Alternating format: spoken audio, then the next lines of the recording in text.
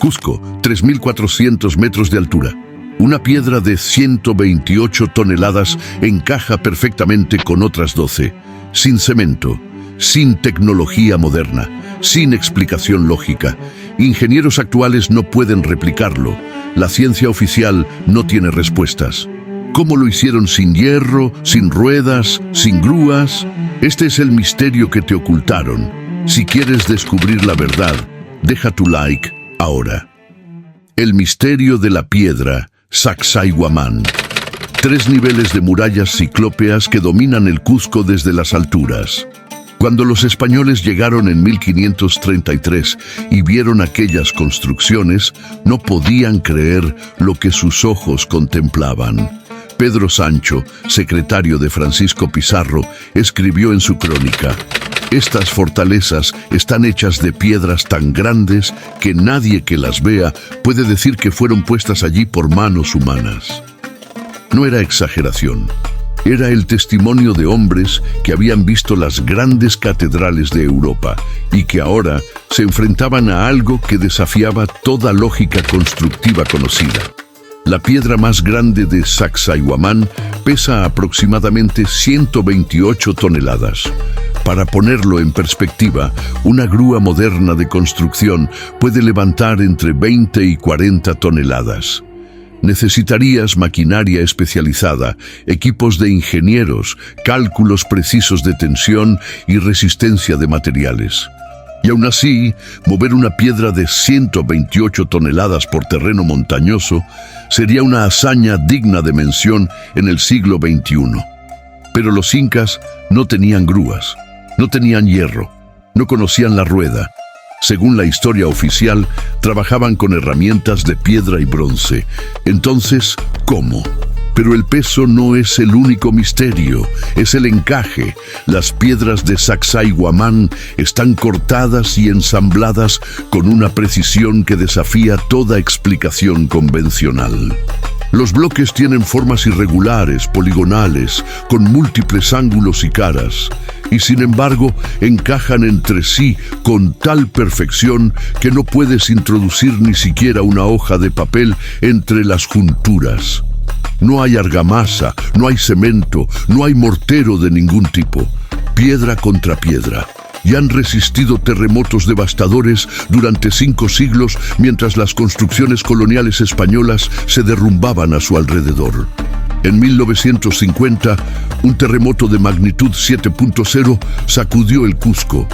Edificios coloniales, iglesias, casonas españolas construidas con las mejores técnicas europeas de la época se vinieron abajo. Las murallas incas permanecieron intactas. Ni una grieta, ni un desplazamiento, como si el terremoto no hubiera ocurrido. Los ingenieros modernos llaman a esto técnica antisísmica avanzada. Las piedras tienen la capacidad de bailar durante un sismo y luego volver a su posición original. Pero para lograr eso, necesitas cálculos precisos de geometría, física de materiales, comprensión de las ondas sísmicas. ¿Cómo lo sabían los incas? Y no es solo Sacsayhuamán. En Ollantaytambo, a 60 kilómetros del Cusco, encontramos el mismo fenómeno. Bloques gigantescos de andesita rosa, algunos de más de 50 toneladas, cortados con precisión milimétrica y ensamblados en ángulos imposibles. La cantera de donde se extrajeron estas piedras está en la montaña opuesta, al otro lado del río Urubamba.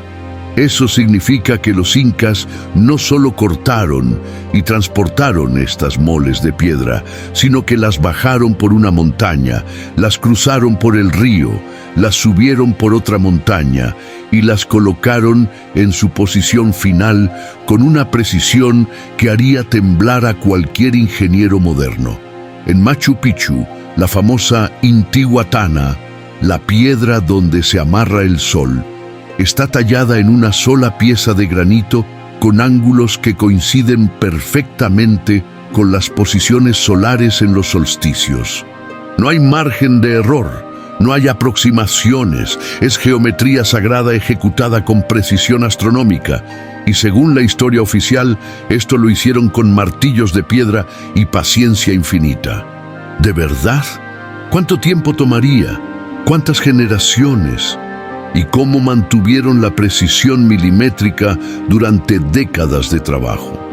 Aquí está la pregunta que nadie quiere hacer en voz alta. ¿Y si los incas no construyeron estas estructuras? ¿Y si las heredaron? ¿Y si solo fueron los últimos habitantes de algo mucho más antiguo y mucho más avanzado? Los propios cronistas españoles recogieron leyendas de los pueblos andinos que hablaban de una época anterior, de constructores antiguos, de gigantes que movían las piedras como si fueran livianas. Garcilaso de la Vega, el Inca, escribió que los indígenas le dijeron que aquellas obras fueron hechas antes del diluvio, antes de los incas, antes de cualquier civilización conocida. La ciencia oficial tiene una explicación: rampas, rodillos de madera, miles de trabajadores tirando con cuerdas, años de esfuerzo coordinado. Pero cuando intentas replicar eso experimentalmente, no funciona. En 2018, un equipo de ingenieros intentó mover una réplica de 10 toneladas usando técnicas antiguas. Necesitaron equipos modernos de soporte y aún así no lograron la precisión del encaje. Entonces, ¿cómo movieron los incas piedras de 128 toneladas por terreno montañoso? ¿Cómo las cortaron con esos ángulos imposibles? ¿Cómo las ensamblaron sin cemento? Hay algo más inquietante. En muchas de estas construcciones, las piedras tienen marcas extrañas, protuberancias simétricas, como si hubieran sido moldeadas cuando estaban blandas, como si la piedra hubiera sido ablandada, manipulada y luego solidificada de nuevo. Algunos investigadores hablan de tecnología de ablandamiento de la piedra mediante vibraciones sonoras o sustancias químicas hoy desconocidas. Suena a ciencia ficción, pero cuando estás frente a esas piedras, cuando pasas tu mano por esas junturas perfectas, cuando sientes la imposibilidad de lo que estás viendo, empiezas a preguntarte si la ciencia ficción no es más real que la historia oficial. Este es solo el comienzo del misterio, porque las piedras imposibles de los incas no son un fenómeno aislado, son parte de algo mucho más grande, algo global, algo que conecta culturas separadas por océanos y milenios.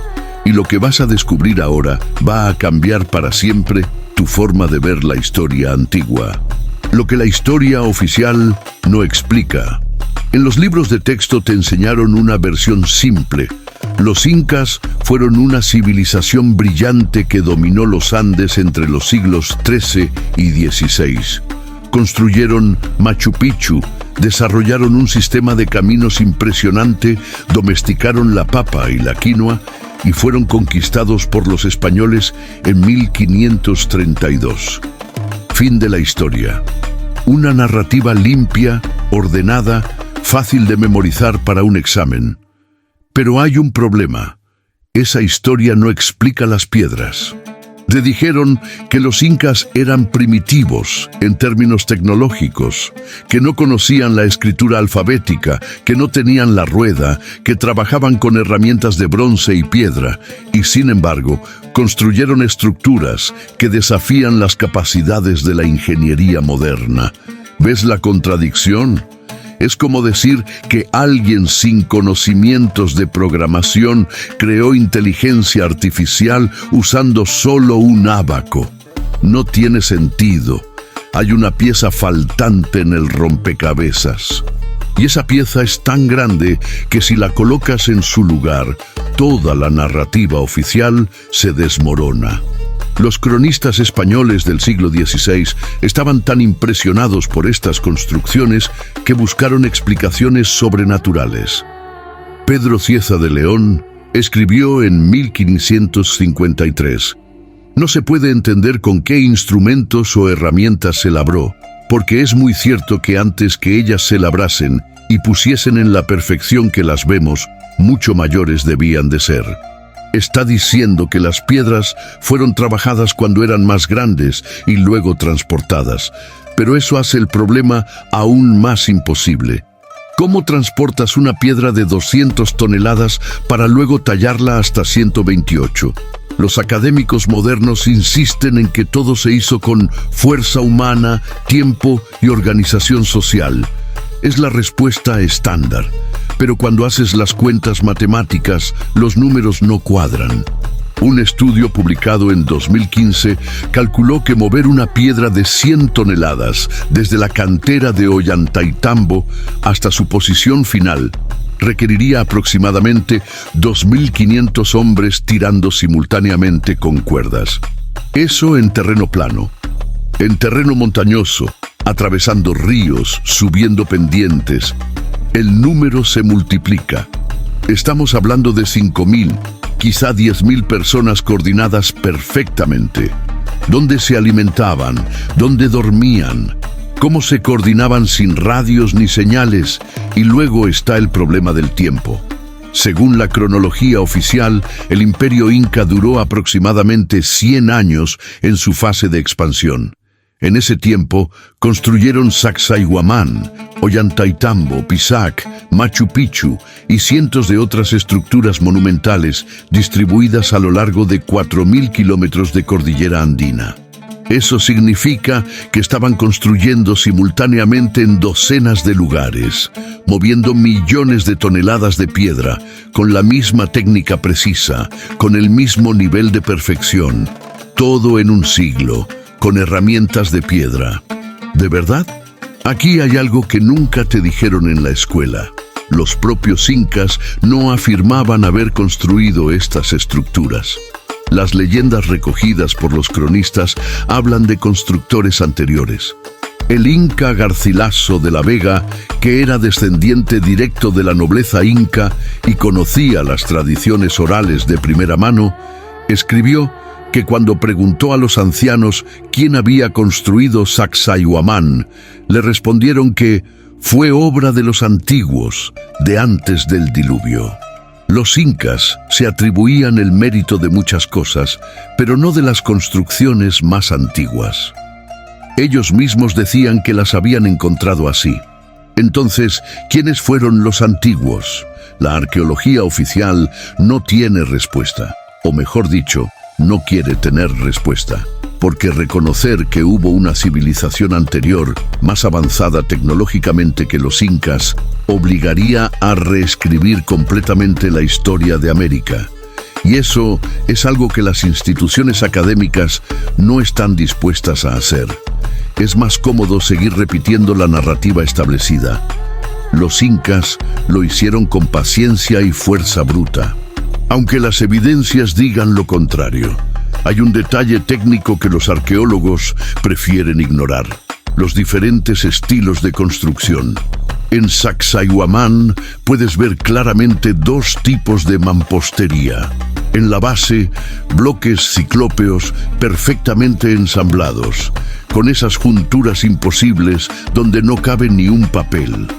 Arriba, piedras más pequeñas, más toscas, con argamasa visible entre ellas. Los expertos te dirán que todo fue hecho por los incas en diferentes periodos. Pero la diferencia de calidad es tan abismal que parece obra de dos civilizaciones completamente distintas. Es como comparar un iPhone con un teléfono de disco. ¿De verdad crees que la misma gente que hizo la base perfecta luego hizo el trabajo tosco de arriba? La explicación más lógica es que los incas encontraron las estructuras megalíticas ya construidas y simplemente las repararon, las modificaron, las adaptaron a sus necesidades. Las piedras perfectas son de la civilización antigua. Las piedras toscas son incas, pero admitir eso significa admitir que no sabemos quién construyó realmente las estructuras más impresionantes de los Andes. Y eso es incómodo para la narrativa oficial. Luego está el problema de las herramientas. Hasta ahora, No se ha encontrado ni una sola herramienta de bronce capaz de cortar andesita o granito con la precisión que vemos en estas construcciones. El bronce es más blando que el granito. No puedes cortar algo más duro con algo más blando. Es física básica. Entonces, ¿con qué cortaron? Algunos arqueólogos sugieren que usaban arena como abrasivo, pero eso tomaría décadas para cada piedra. Y no explica los ángulos perfectos, las curvas suaves, las superficies pulidas como espejos. Necesitas tecnología, necesitas conocimiento, necesitas algo que la historia oficial dice que no tenían.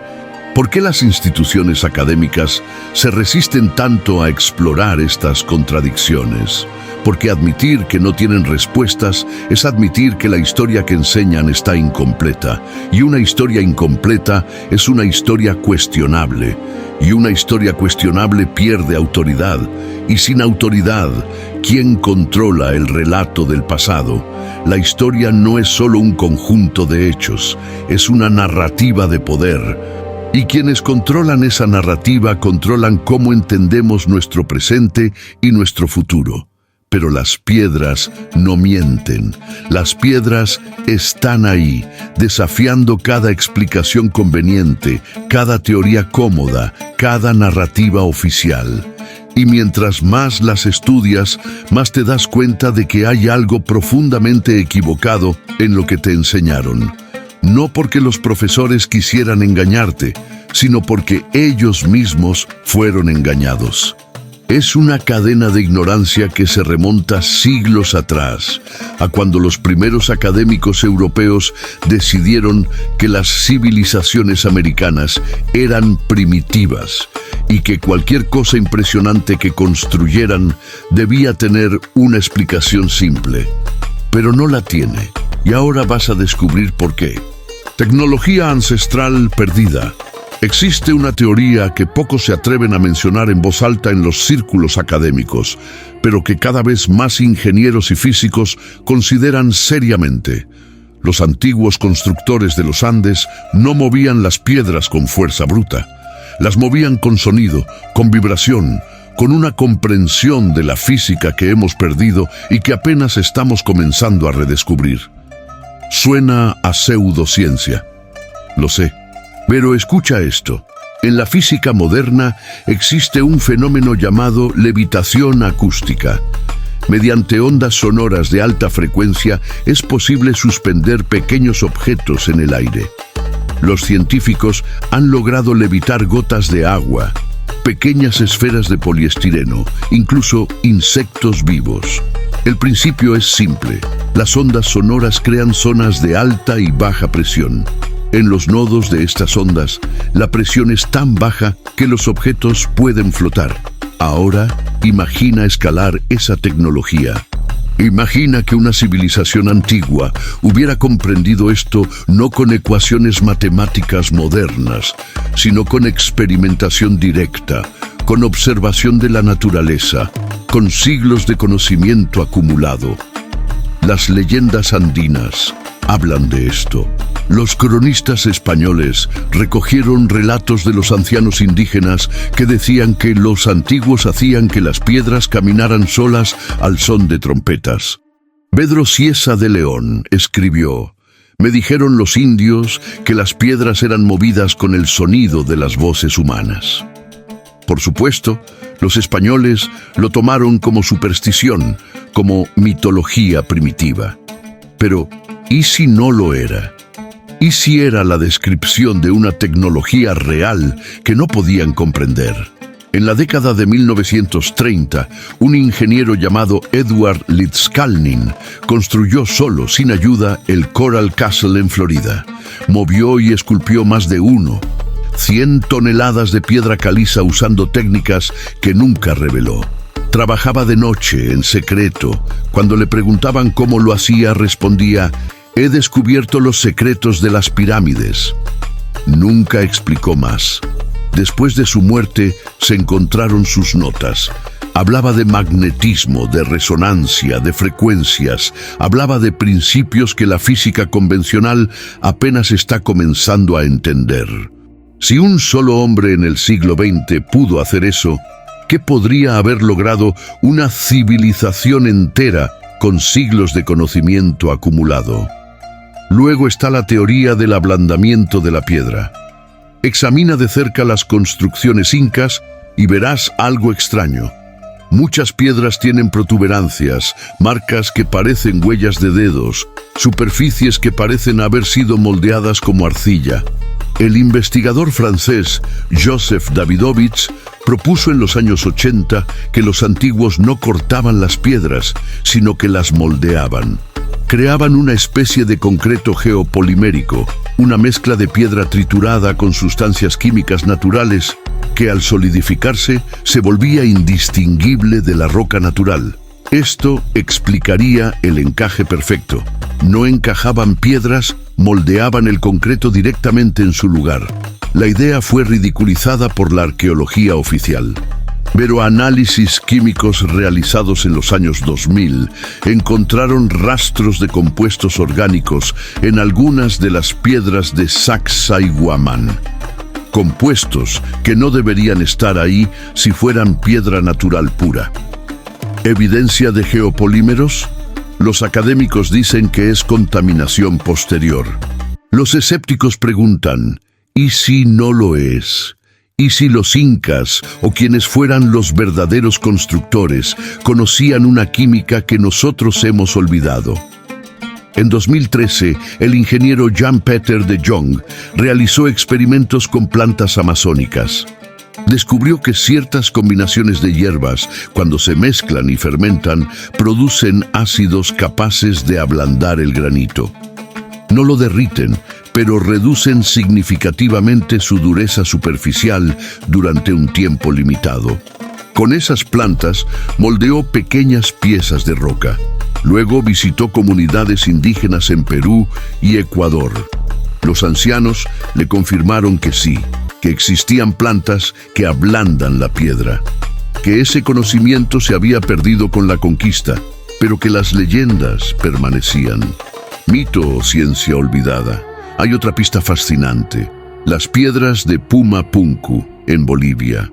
Allí encontramos bloques de andesita con cortes tan precisos, con ángulos tan perfectos, que parecen hechos con maquinaria de control numérico.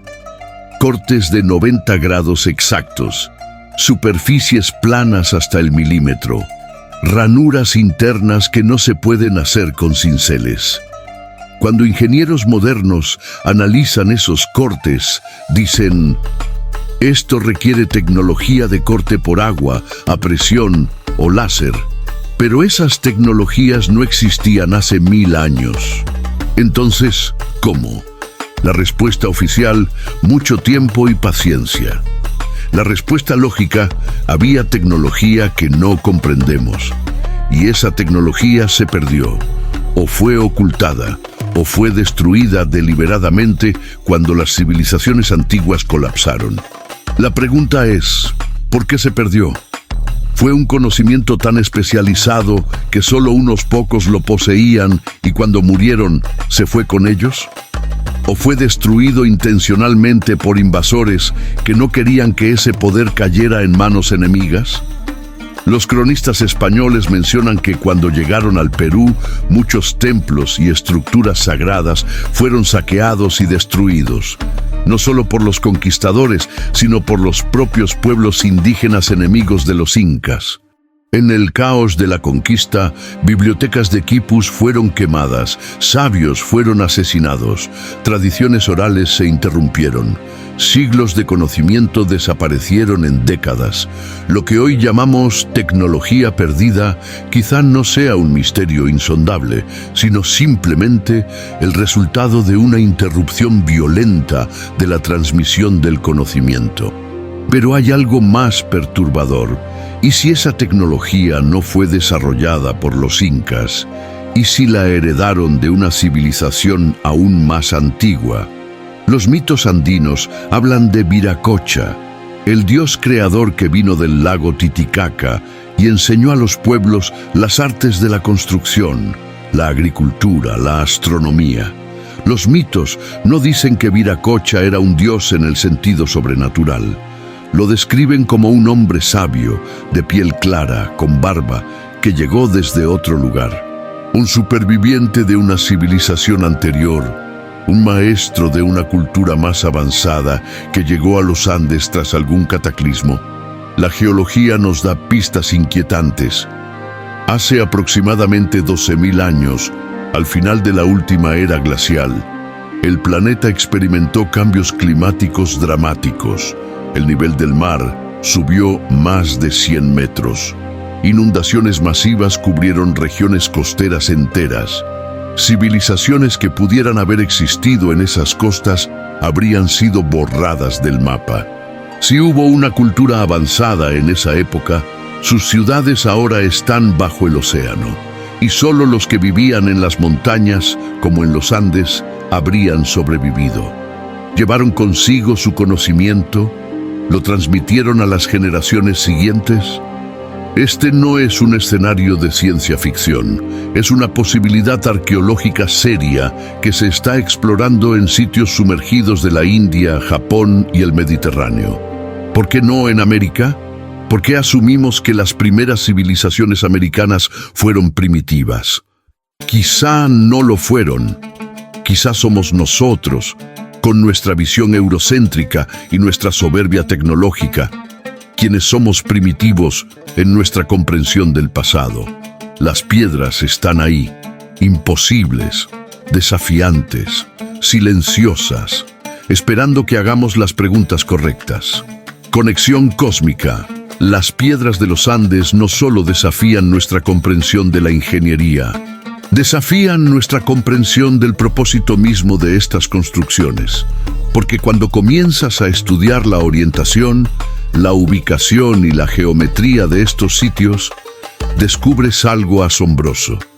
No estaban construyendo ciudades, estaban construyendo calendarios, estaban construyendo observatorios, estaban construyendo literalmente puentes entre la Tierra y el cosmos. Machu Picchu es el ejemplo más famoso. Todo el mundo conoce las postales, las fotos icónicas de las terrazas escalonadas con el Huayna Picchu al fondo.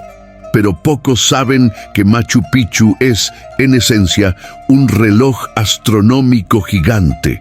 La Intihuatana, esa piedra tallada en el punto más alto de la ciudad, no es solo un adorno, es un gnomón, un indicador solar. En los solsticios, la sombra que proyecta señala con precisión milimétrica las direcciones cardinales. En los equinoccios, el sol pasa directamente sobre la piedra sin proyectar sombra. Los incas llamaban a esto amarrar el sol. No era metáfora, era ciencia, pero hay más. La disposición de las principales estructuras de Machu Picchu replica la constelación de la Cruz del Sur. Vista desde arriba, la ciudad es un mapa estelar grabado en piedra sobre la montaña. ¿Coincidencia? Imposible. La precisión es demasiado exacta. Alguien planificó esto deliberadamente. Alguien quería que la tierra reflejara el cielo. La pregunta es, ¿por qué? ¿Era solo simbolismo religioso? ¿O había una razón práctica, una tecnología de conexión cósmica que no comprendemos? En Sacsayhuamán ocurre algo similar. Si observas la forma de las murallas en zigzag desde el aire, replica la constelación de Orión, y no es la única. En Cuzco, la disposición de los principales templos y palacios forma un patrón que coincide con la Vía Láctea, tal como se veía en el cielo nocturno hace 1000 años. Los incas no veían el cosmos como algo separado de ellos. Lo veían como un espejo.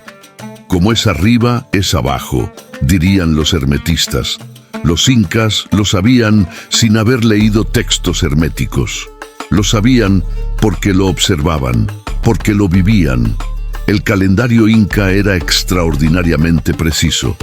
Medían el año solar con un error de solo unos minutos, sin telescopios, sin relojes atómicos, solo observación directa y matemáticas sofisticadas. Sabían cuándo plantar, cuándo cosechar, cuándo celebrar las fiestas sagradas, y todo estaba marcado en piedra. Las construcciones no eran solo edificios, eran dispositivos de medición del tiempo cósmico. Cada ventana, cada puerta, cada abertura estaba alineada con algún evento astronómico importante. El Coricancha, el Templo del Sol en Cuzco, es quizá el ejemplo más impresionante. Los cronistas españoles describieron que las paredes interiores estaban cubiertas de oro y que en el solsticio de invierno el sol entraba por una ventana específica e iluminaba un altar dorado, creando un efecto de luz que parecía divino. Los españoles fundieron el oro y construyeron una iglesia sobre el templo. Pero la estructura base sigue ahí. Y si vas en el solsticio correcto, todavía puedes ver cómo la luz entra exactamente donde los incas lo planearon hace 600 años. La precisión astronómica está intacta. Ahora, aquí está lo perturbador. Este conocimiento astronómico no es exclusivo de los incas. Los egipcios alineaban las pirámides de Giza con el cinturón de Orión. Los mayas construyeron Chichén Itzá de modo que en los equinoccios la sombra de la pirámide forma una serpiente descendiendo por las escaleras. Los constructores de Stonehenge alinearon las piedras con el solsticio de verano.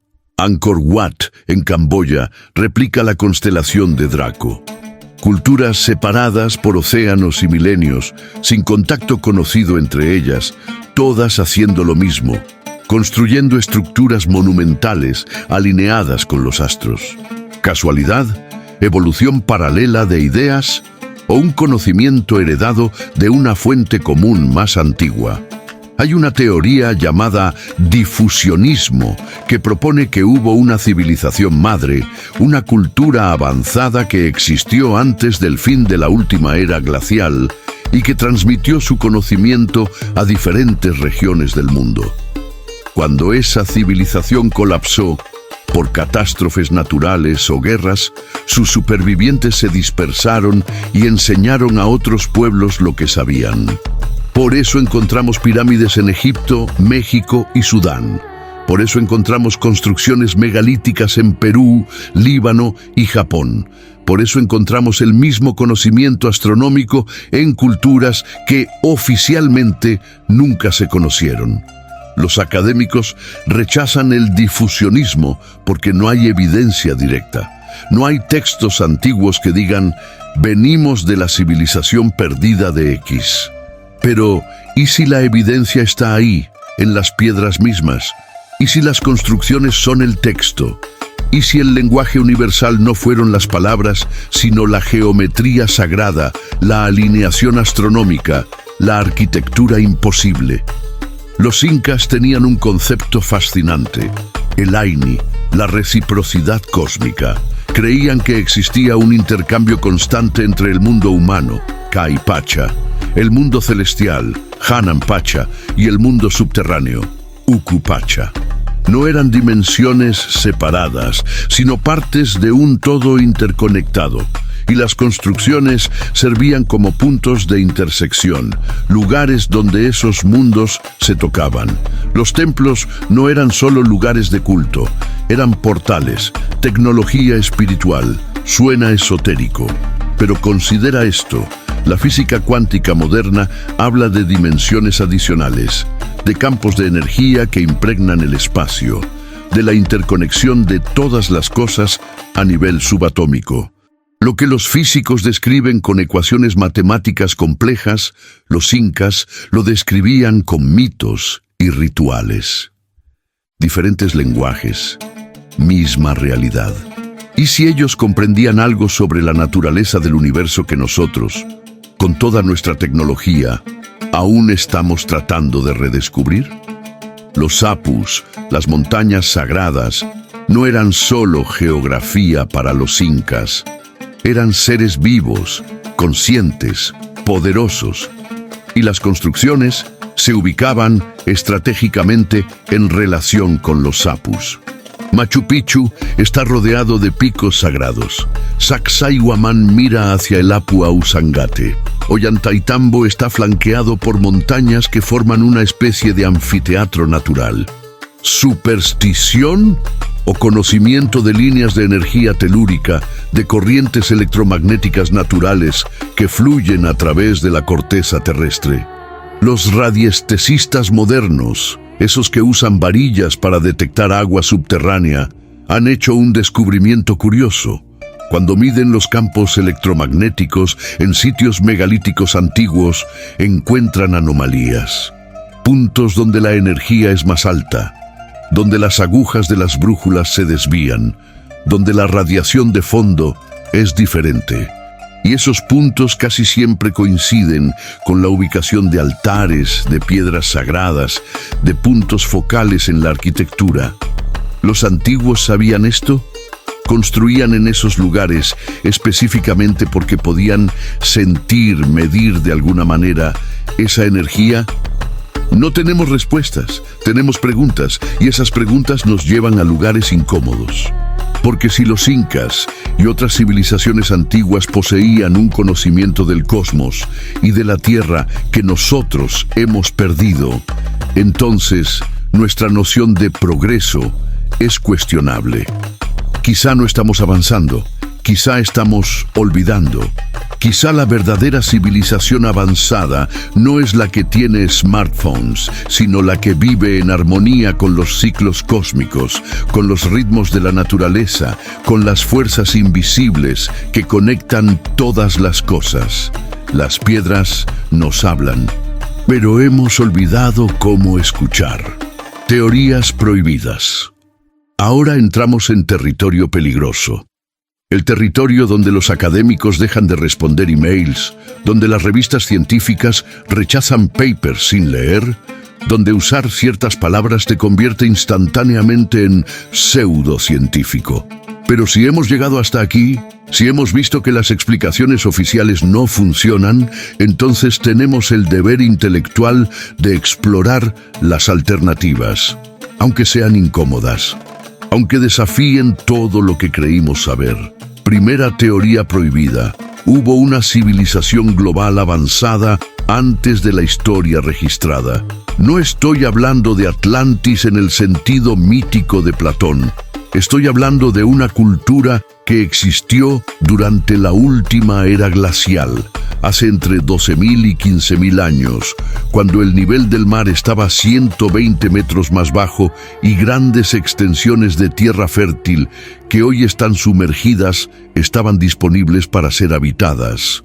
Una civilización que comprendía la astronomía, la geometría, la ingeniería y quizá otras ciencias que hemos olvidado. Cuando esa era glacial terminó, el deshielo fue catastrófico. El geólogo Randall Carlson ha documentado evidencia de inundaciones masivas en América del Norte que ocurrieron en cuestión de días, no de siglos. Muros de agua de cientos de metros de altura arrasando todo a su paso. Si existieron ciudades costeras avanzadas, fueron borradas.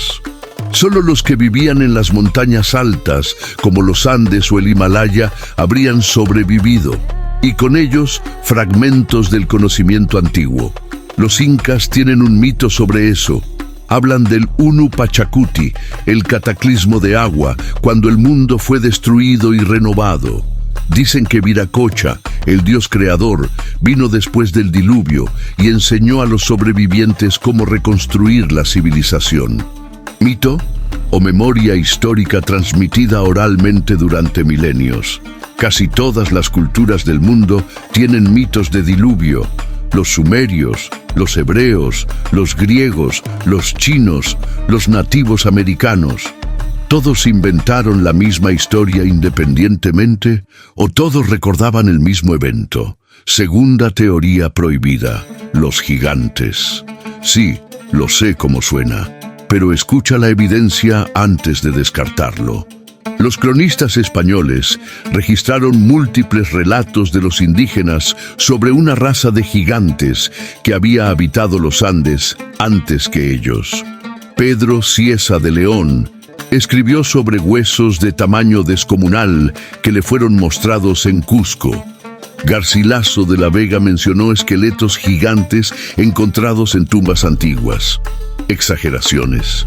¿Malentendidos? Posiblemente. Pero entonces, ¿cómo explicas los cráneos alargados encontrados en Paracas? En 2014, análisis de ADN de esos cráneos revelaron anomalías genéticas que no coincidían con las poblaciones humanas conocidas. Los investigadores responsables del estudio fueron inmediatamente atacados por la comunidad académica. El estudio fue desacreditado. Los resultados fueron enterrados. ¿Por qué? Si el ADN era humano normal, ¿por qué tanto pánico? ¿Qué encontraron realmente? No tengo respuestas, pero el silencio es sospechoso. Tercera teoría prohibida: ayuda extraterrestre. Ahora sí cruzamos completamente al otro lado. Pero seamos honestos, si todo lo demás falla, si ninguna explicación terrestre funciona, entonces lógicamente debemos considerar explicaciones no terrestres. No estoy diciendo que creo en esto. Estoy diciendo que siguiendo el método científico hasta sus últimas consecuencias, no podemos descartar hipótesis solo porque nos incomodan. Erich von Däniken propuso en los años 60 que las civilizaciones antiguas recibieron ayuda de visitantes extraterrestres. Fue ridiculizado. Sus libros fueron catalogados como pseudociencia. Pero aquí está el problema. Algunas de las cosas que señaló son difíciles de ignorar. Las líneas de Nazca, por ejemplo, figuras geométricas gigantescas trazadas en el desierto peruano que solo se pueden apreciar completamente desde el aire. ¿Por qué una cultura sin aviación haría dibujos que solo tienen sentido vistos desde arriba? La explicación oficial es que eran ceremoniales, que los dioses los verían desde el cielo. Bien, pero eso no explica la precisión matemática, las líneas perfectamente rectas que se extienden por kilómetros sin desviarse ni un grado. Hay un detalle que pocos mencionan. Algunas de las líneas de Nazca apuntan exactamente a la salida del sol en los solsticios. Otras apuntan a ciertas estrellas. Es astronomía, de nuevo. Es ese mismo patrón que vemos en todas las construcciones megalíticas. Conexión con el cosmos. Pero las líneas de Nazca van más allá. Algunas de las figuras más grandes tienen formas que solo se reconocen como animales o plantas si las ves desde varios cientos de metros de altura.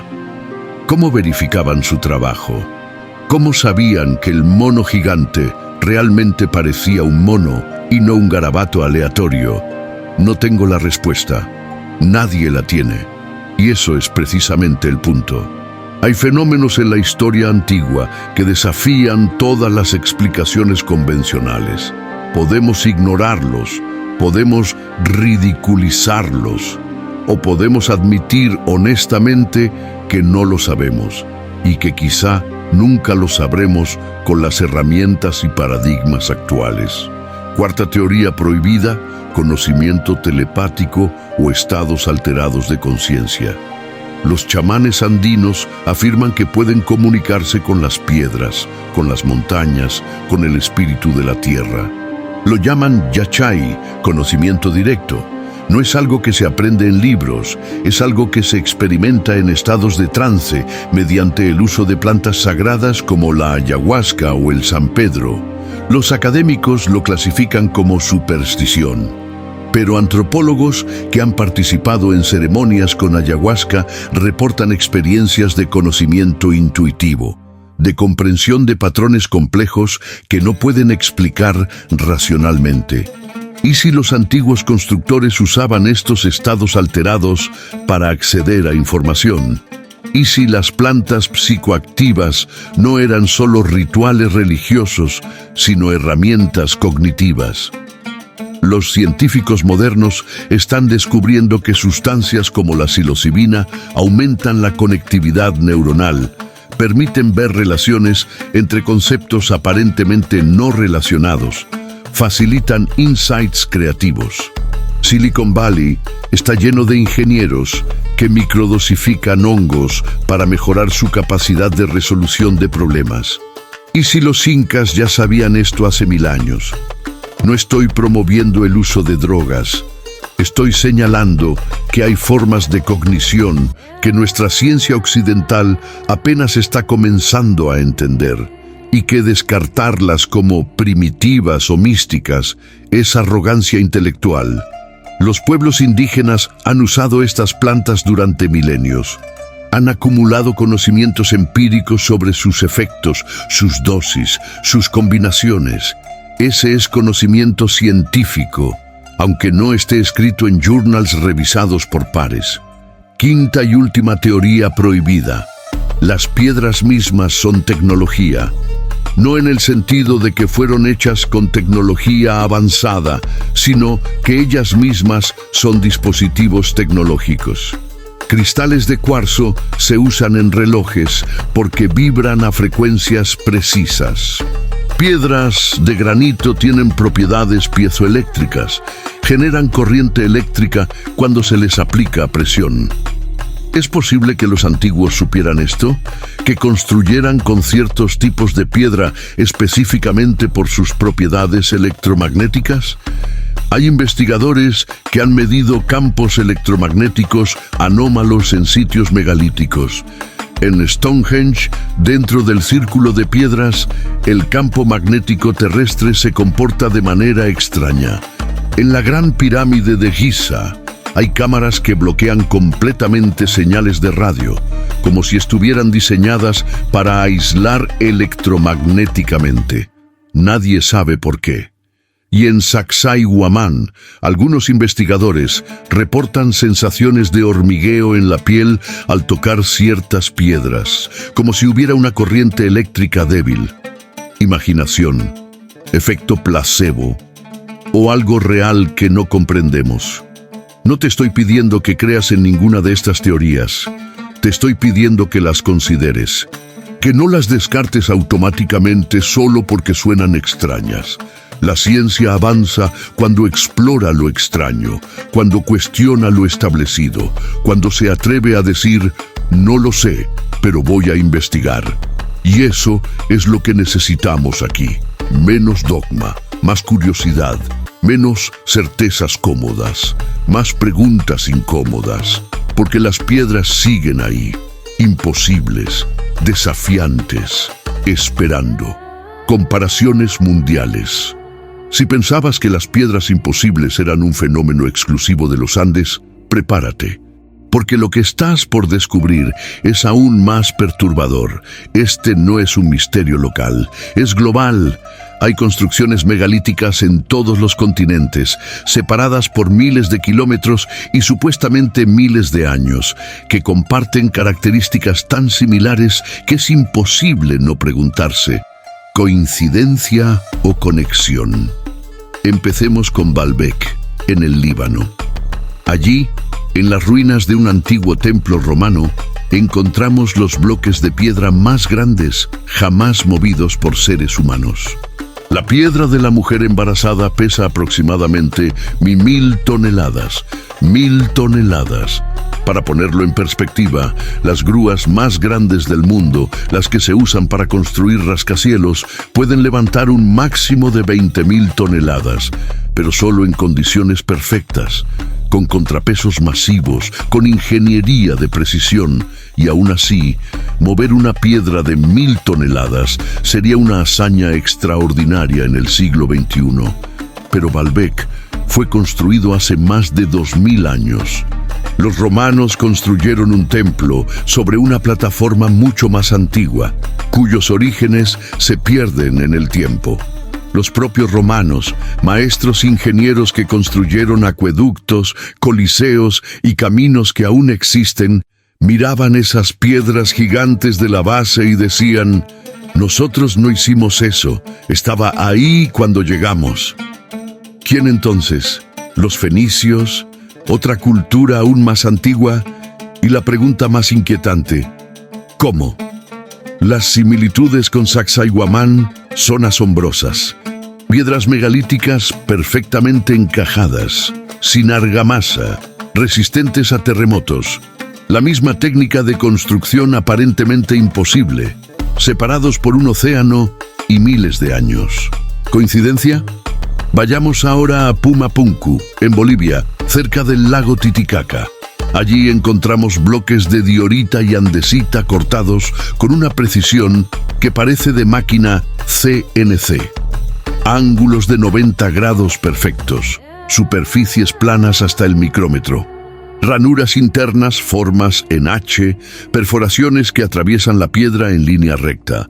Cuando ingenieros modernos examinan esos cortes, dicen, esto requiere herramientas de diamante o tecnología láser, pero Pumapunku tiene entre 1500 y 2000 años de antigüedad según la datación convencional. Algunos investigadores sugieren que podría ser mucho más antiguo. Y aquí está lo fascinante. Las piedras de Pumapunku parecen piezas de un rompecabezas tridimensional. Encajan entre sí de maneras complejas, con protuberancias que entran en cavidades, con sistemas de enclavamiento que sugieren un conocimiento sofisticado de ingeniería estructural. Es como si alguien hubiera diseñado un kit de construcción modular en piedra. Corta, transporta, ensambla, pero a escala gigantesca y con precisión milimétrica. La tecnología necesaria para hacer eso no existe en la historia oficial de las civilizaciones precolombinas. Entonces, ¿de dónde vino? Crucemos el Pacífico. Japón, sumergido frente a la costa de Yonaguni, hay una estructura que parece hecha por humanos. Escalones perfectos, ángulos rectos, plataformas planas. Los geólogos debaten si es natural o artificial. Pero lo perturbador es que, si es artificial, debe tener al menos 10.000 años de antigüedad, porque esa región está sumergida desde el fin de la última era glacial. Civilización avanzada hace 10.000 años. Eso no encaja en ningún libro de historia. Egipto. Las pirámides de Giza. Todo el mundo las conoce, pero pocos saben los detalles técnicos que las hacen imposibles. La Gran Pirámide contiene aproximadamente 2.3 millones de bloques de piedra, cada uno pesando entre 2 y 80 toneladas. Fue construida, según la cronología oficial, en 20 años. Eso significa que los obreros tenían que colocar un bloque cada 4 minutos y medio, trabajando 24 horas al día, 7 días a la semana, durante 2 décadas, sin descansos, sin errores, con precisión milimétrica. ¿De verdad? Y no es solo el volumen, es la precisión. La base de la Gran Pirámide es casi perfectamente cuadrada y casi perfectamente nivelada. La desviación del nivel es de solo 2 centímetros en una base de 230 metros. Eso es una precisión del 0.09%, con herramientas de cobre. En el año 2500 a.C., los ingenieros modernos, con láser nivelador y GPS, tienen dificultades para lograr esa precisión. ¿Cómo lo hicieron los egipcios? Y luego está la orientación. Los lados de la Gran Pirámide están alineados con los puntos cardinales, con un error de solo 3/60 de un grado. Es una precisión astronómica extraordinaria. ¿Coincidencia? No. Las 3 pirámides de Giza están alineadas con el cinturón de Orión, la misma constelación que aparece en Sacsayhuamán, la misma obsesión con Orión que encontramos en construcciones megalíticas de todo el mundo. ¿Por qué Orión? ¿Qué tiene de especial esa constelación? Stonehenge, en Inglaterra. Bloques de sarsen que pesan hasta 25 toneladas, transportados desde una cantera a 30 kilómetros de distancia. Y las piedras azules, traídas desde Gales a más de 250 kilómetros. En el Neolítico, sin ruedas, sin animales de tiro, sin carreteras. ¿Cómo? Y de nuevo, la orientación astronómica. Stonehenge está alineado con el solsticio de verano. El sol sale exactamente en línea con la piedra del talón en el día más largo del año. Calendario cósmico en piedra. ¿Ves el patrón? Egipto, Inglaterra, Perú, Bolivia, Líbano, Japón. Culturas que oficialmente nunca se conocieron. Y sin embargo, todas hicieron lo mismo. Construcciones megalíticas con piedras imposibles, orientación astronómica, precisión inexplicable. ¿O hay una coincidencia monumental, una convergencia evolutiva de ideas que espontáneamente llevó a docenas de culturas independientes a hacer exactamente lo mismo? ¿O había una fuente común de conocimiento? Los académicos prefieren la primera explicación. Convergencia cultural, lo llaman. Es el mismo argumento que usan para explicar por qué egipcios, mayas y cambodianos construyeron pirámides independientemente. Pero hay un límite para cuántas coincidencias puedes aceptar antes de que la explicación se vuelva más improbable que las alternativas.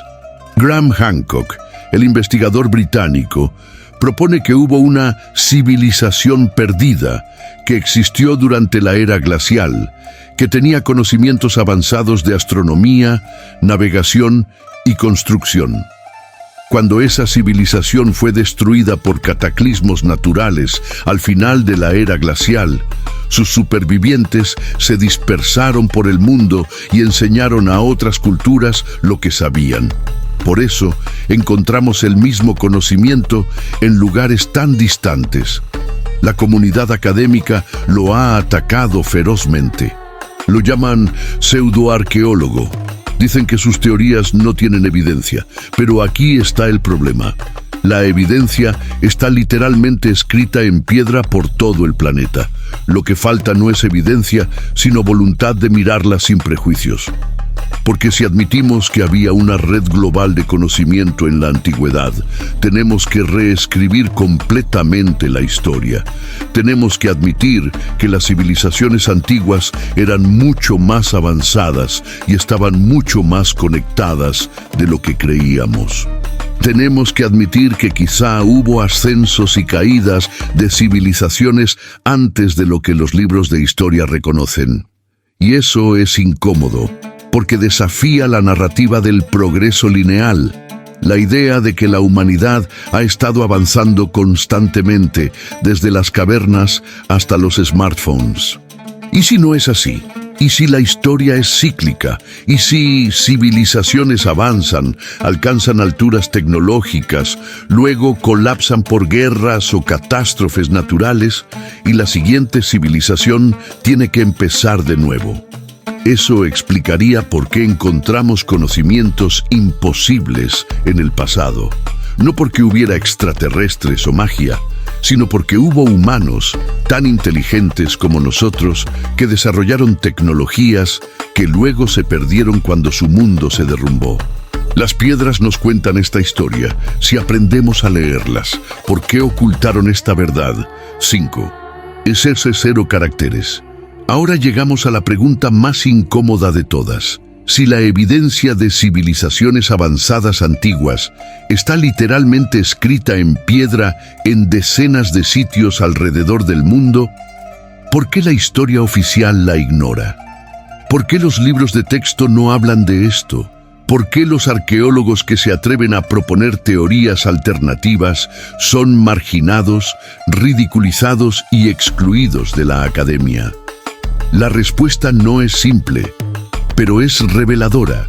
Primero, entendamos cómo funciona la arqueología institucional. La arqueología moderna nació en el siglo XIX, en pleno apogeo del colonialismo europeo. Los arqueólogos europeos excavaban en Egipto, Mesopotamia, América, no solo por curiosidad científica, sino para validar narrativas de superioridad cultural. La idea era demostrar que las grandes civilizaciones surgieron en Europa y el Medio Oriente y que el resto del mundo estaba habitado por salvajes hasta que los europeos llegaron a civilizarlos. Esa narrativa justificaba el colonialismo, le daba una cobertura moral.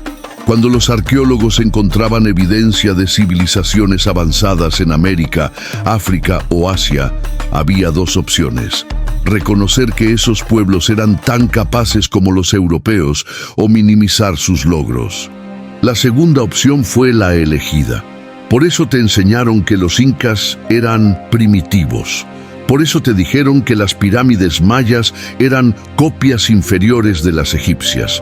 Por eso se ignoró sistemáticamente la sofisticación de las culturas precolombinas. Esta mentalidad colonialista se filtró en las instituciones académicas y nunca fue completamente erradicada. Hoy en día, la arqueología oficial sigue operando bajo paradigmas establecidos hace 150 años, y cambiar paradigmas es difícil. Thomas Kuhn, en su famoso libro La estructura de las revoluciones científicas, explicó que las comunidades científicas se resisten ferozmente a cambiar sus teorías fundamentales, incluso cuando la evidencia contradictoria se acumula.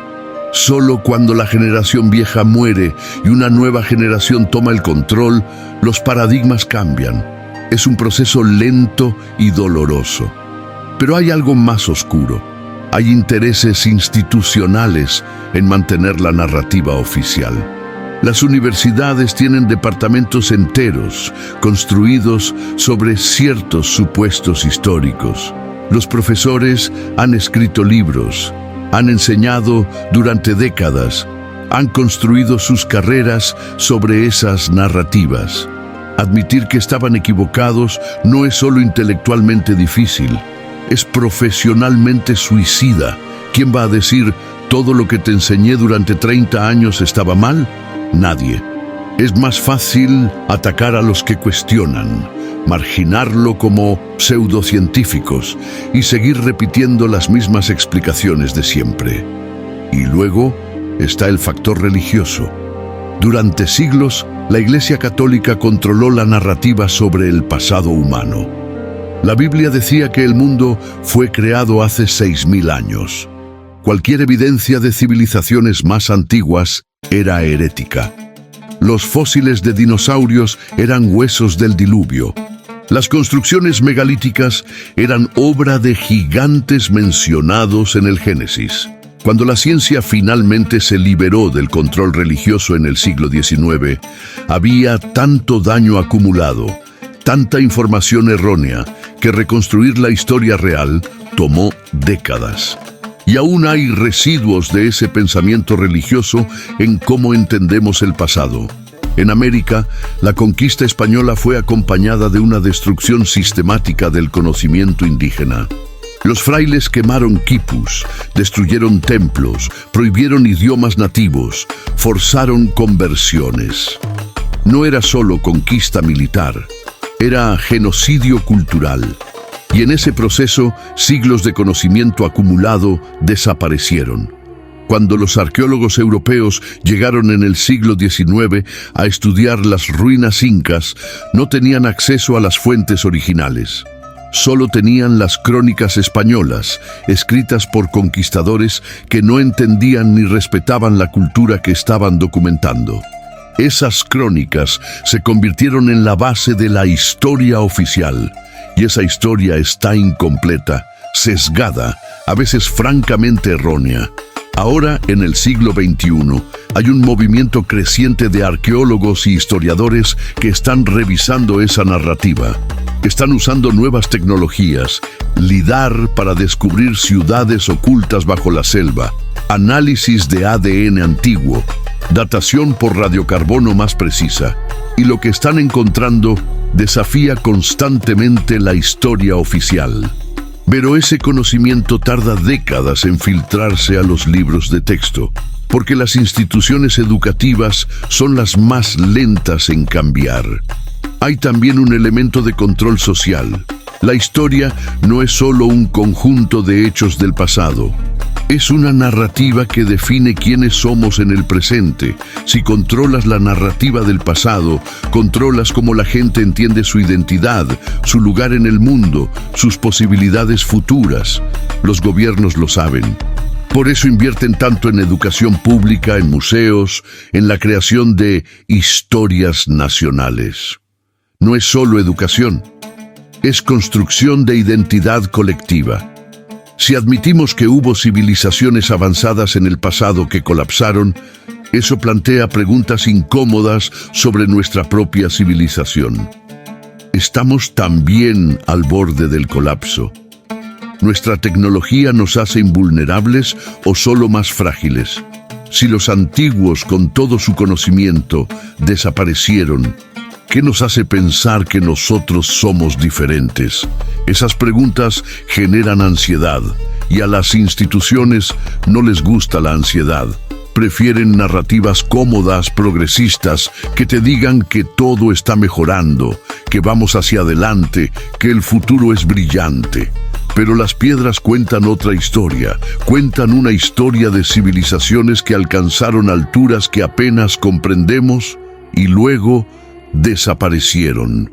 Cuentan una historia de conocimiento perdido, de tecnologías olvidadas, de ciclos de ascenso y caída, y esa historia es aterradora, porque implica que nosotros también podemos caer, que todo lo que hemos construido puede desaparecer, que en 1000 años arqueólogos futuros podrían estar excavando las ruinas de Nueva York, preguntándose cómo construimos rascacielos sin entender nuestra tecnología, porque todos los registros digitales se corrompieron. Eso no es ciencia ficción, es una posibilidad real. Y quizá por eso las instituciones prefieren no hablar de ello, prefieren mantener la ilusión del progreso lineal, la idea de que cada generación es más avanzada que la anterior. Pero la historia real es más compleja, es más humana, es una historia de avances brillantes seguidos de caídas catastróficas, de conocimiento ganado y perdido, de civilizaciones que florecieron y se desvanecieron, dejando solo piedras imposibles como testimonio de su grandeza. ¿Nos están ocultando la verdad deliberadamente? No necesariamente. La mayoría de arqueólogos, historiadores y educadores creen honestamente en lo que enseñan. No es una conspiración consciente, es algo más sutil y más difícil de combatir. Es inercia institucional. Son paradigmas obsoletos que se perpetúan porque cambiarlos requiere un esfuerzo titánico. Son narrativas cómodas que se repiten porque las alternativas son demasiado inquietantes. Pero la verdad tiene una manera de salir a la luz. Las piedras no se pueden ocultar. Los sitios megalíticos siguen ahí, desafiando explicaciones, planteando preguntas, y cada vez más gente visita esos lugares, ve las imposibilidades con sus propios ojos y empieza a cuestionar lo que le enseñaron. Esa es la verdadera amenaza para la narrativa oficial, no los investigadores alternativos, no los libros de Graham Hancock o Erich von Däniken, sino la gente común que mira las piedras y dice, esto no tiene sentido, y tienen razón, no tiene sentido. Al menos no con las herramientas conceptuales que nos han dado. Necesitamos nuevas herramientas, nuevas preguntas, nuevo coraje para admitir que no sabemos. Y ahí comienza el verdadero conocimiento, mensaje para el presente. Hay una lección profunda escondida en estas piedras imposibles. Una lección que va más allá de la arqueología, más allá de la historia, y que toca directamente cómo vivimos hoy. Porque mientras estamos obsesionados con descubrir cómo los antiguos movieron esas piedras, estamos ignorando una pregunta más importante. ¿Por qué lo hicieron? Los incas y quienes construyeron antes que ellos no levantaron esas estructuras para impresionar turistas futuros. No era vanidad, era cosmovisión, era una forma completamente diferente de entender la relación entre los humanos y el universo. Ellos no se veían como conquistadores de la naturaleza, como nosotros. Se veían como parte de ella. Cada piedra colocada era un acto de reciprocidad con la Pachamama, con la Madre Tierra. Cada templo alineado con las estrellas era un reconocimiento de que somos hijos del cosmos, nos usamos. Nosotros, en el siglo XXI, hemos olvidado eso. Creemos que la tecnología nos ha liberado de la naturaleza. Vivimos en ciudades de concreto y acero, aislados de los ciclos naturales. No sabemos cuándo es luna llena a menos que miremos una app en el teléfono. No sabemos cuándo plantar o cosechar porque compramos comida en supermercados. Hemos roto la conexión ancestral con la tierra y nos sentimos orgullosos de ello. Lo llamamos progreso. Pero aquí está la paradoja. Los incas, sin computadoras ni satélites, sabían más sobre astronomía que la mayoría de nosotros. Podían predecir eclipses, sabían cuándo sembrar para maximizar cosechas, entendían los ciclos de lluvia y sequía, vivían en armonía con el entorno, no a pesar de él.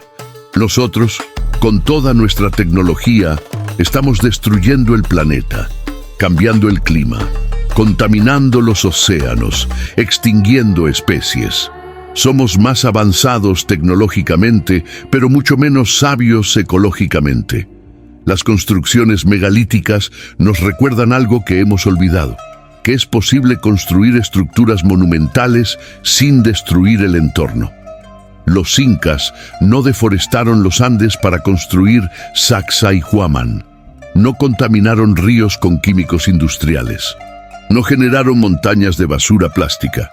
Usaban lo que la naturaleza proporcionaba: piedra, madera, fibras naturales, y lo hacían de manera sostenible. Sus construcciones han durado 500, 1000, quizá 2000 años. Nuestros edificios modernos de concreto empiezan a deteriorarse en 50 años. ¿Quién es más avanzado realmente? Hay un concepto andino llamado yachay, que significa conocimiento, pero no en el sentido occidental de información acumulada. Es sabiduría vivida. Es comprensión directa que viene de la experiencia, de la observación, de la conexión con el entorno. Los incas no leían sobre agronomía en libros, observaban las plantas, los animales, el comportamiento del clima durante generaciones y acumulaban conocimiento empírico profundo. Eso es ciencia, ciencia sin laboratorios, pero ciencia al fin. Nosotros hemos reemplazado el yachay con datos. Creemos que saber es tener acceso a Google. Pero información no es sabiduría. Puedes tener toda la información del mundo en tu teléfono y aún así no saber cómo vivir. Los incas no tenían internet, pero sabían cómo vivir. Sabían qué comer, cómo sanar, cómo resolver conflictos, cómo mantenerse conectados espiritualmente. Nosotros tenemos tecnología que puede llevarnos a la luna, pero niveles récord de depresión, ansiedad, soledad. ¿De verdad somos más avanzados? Las piedras imposibles son un espejo.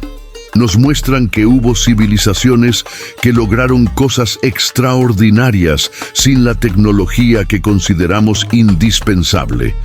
Y eso plantea una pregunta radical. ¿Y si no necesitamos toda esta tecnología? ¿Y si hemos construido una sociedad innecesariamente compleja, innecesariamente frágil, innecesariamente alienante? ¿Y si hay otra manera? No estoy romantizando el pasado. La vida en el Imperio Inca no era un paraíso. Había guerras, sacrificios, jerarquías opresivas. Pero también había cosas que funcionaban mejor que en nuestra sociedad. Había menos desigualdad económica. Había sistemas de reciprocidad que aseguraban que nadie muriera de hambre. Había conexión comunitaria, rituales compartidos, sentido de pertenencia. Cosas que nosotros hemos perdido en nuestra búsqueda de progreso individual. Los pueblos andinos todavía practican el Aini, el principio de reciprocidad. Si ayudo a mi vecino a construir su casa, él me ayudará a mí cuando yo lo necesite. No es transacción monetaria, es tejido social, es confianza mutua. Nosotros hemos reemplazado eso con contratos, dinero, servicios pagados. Todo está mercantilizado. Y nos preguntamos por qué nos sentimos solos.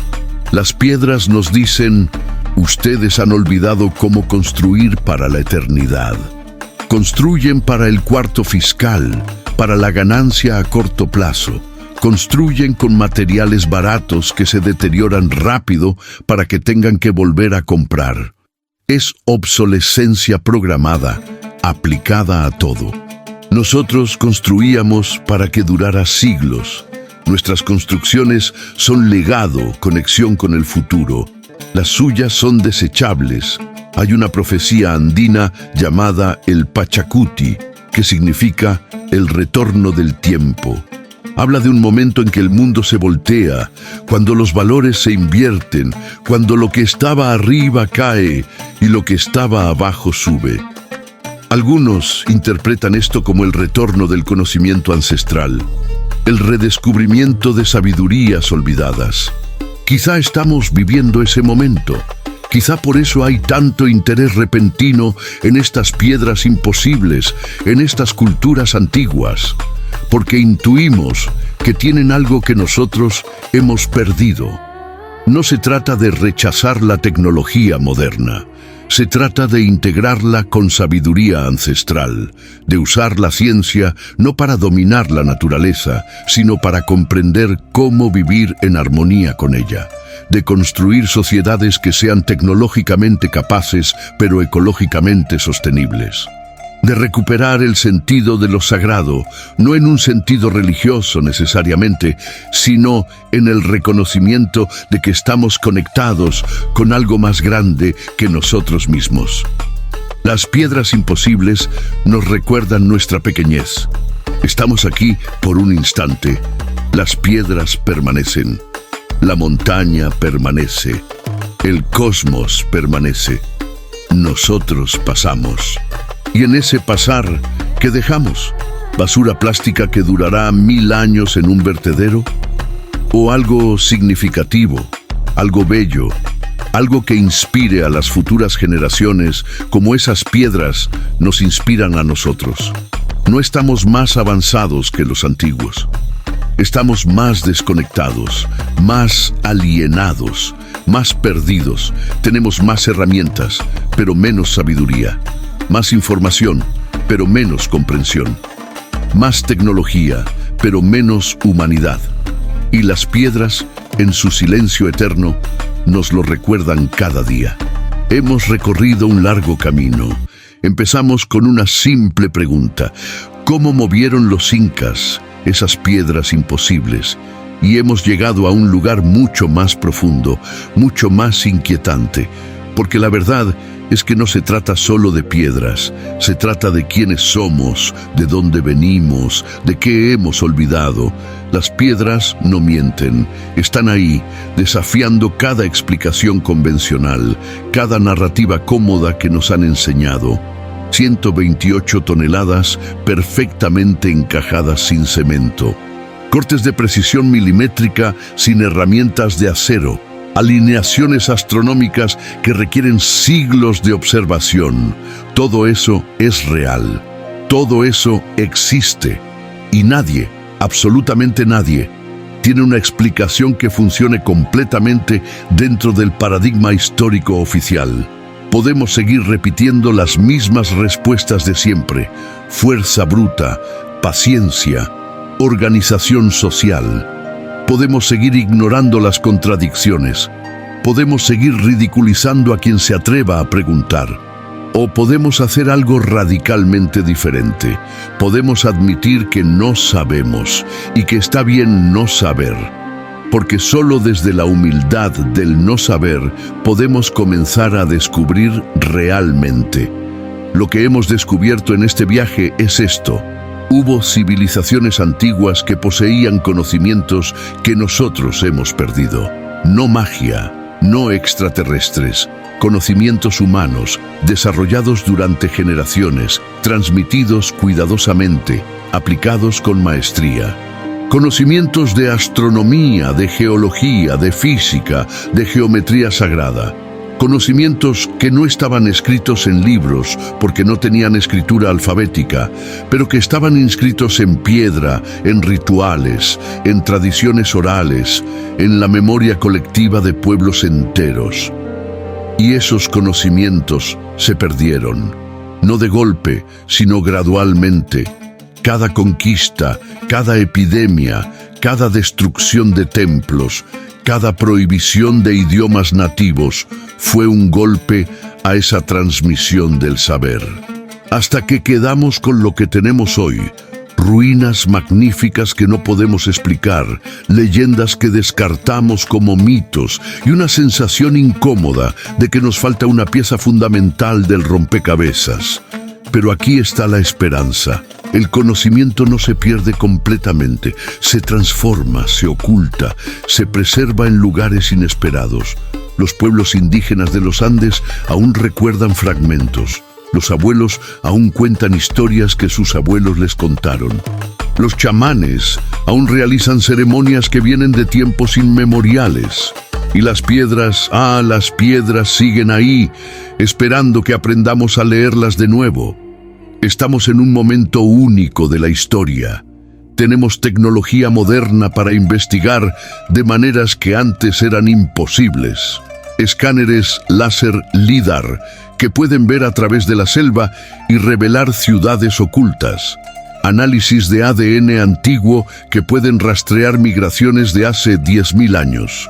Datación por radiocarbono cada vez más precisa. Simulaciones por computadora que pueden probar teorías de construcción. Tenemos las herramientas. Lo que nos falta es la voluntad de usarlas sin prejuicios, de seguir la evidencia donde sea que nos lleve, aunque desafíe todo lo que creíamos saber. Y no es solo responsabilidad de los científicos, es nuestra responsabilidad de todos nosotros, porque la historia nos pertenece, no es propiedad de académicos en Torres de Marfil, es nuestro pasado colectivo. Y tenemos derecho a cuestionarla, a investigarla, a exigir respuestas honestas. Cuando visitas Sacsayhuamán o Machu Picchu, cuando pones tu mano sobre esas piedras imposibles, estás tocando un misterio real, no un misterio inventado para vender libros. Un misterio genuino que desafía nuestra comprensión. ¿Qué hacemos con ese misterio? Podemos ignorarlo, podemos ridiculizarlo o podemos abrazarlo. Podemos verlo como una invitación a expandir nuestro entendimiento, a cuestionar nuestras certezas, a admitir que el universo es mucho más extraño y maravilloso de lo que nuestros modelos actuales pueden capturar. Las piedras tienen algo más que decirnos, algo que va más allá de la técnica de construcción. Nos dicen que somos parte de una historia mucho más larga y compleja de lo que imaginamos. Que civilizaciones han subido y caído antes que nosotros. Que el conocimiento puede perderse y recuperarse. Que nosotros, con toda nuestra tecnología moderna, no somos el pináculo de la evolución humana, sino solo un capítulo más en una saga que tiene millones de años y que continuará mucho después de que nosotros desaparezcamos. Eso puede ser aterrador o puede ser liberador, depende de cómo lo veas. Para mí es liberador, porque significa que no tenemos que tener todas las respuestas.